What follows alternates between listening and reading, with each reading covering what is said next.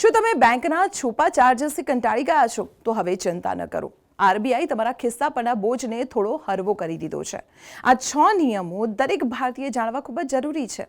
પહેલો મોટો ફાયદો, 1 જાન્યુઆરી 2026થી હોમ લોન, કાર લોન કે એજ્યુકેશન લોન વહેલી બંધ કરવા પર 0 ચાર્જ છે. હવે લોન પૂરી કરવા માટે તમારે કોઈ પેનલ્ટી નથી ભરવી પડતી.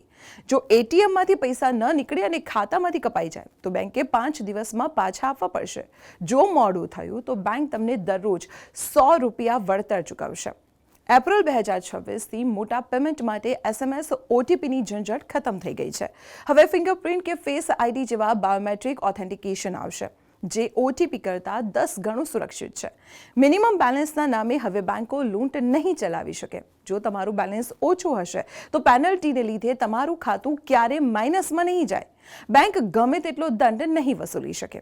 આરબીઆઈએ તમામ બેંકો માટે હવે ફિક્સ અને પારદર્શક પેનલ્ટી લિમિટ નક્કી કરી દીધી છે. અને સૌથી મહત્વનું, હવેથી કોઈ પણ લોન એપ તમારા ફોટા, કોન્ટેક્ટ્સ કે મેસેજની ચોરી પણ નહીં કરી શકે. તમારી પ્રાઇવેસી હવે વધુ સુરક્ષિત બની ગઈ છે.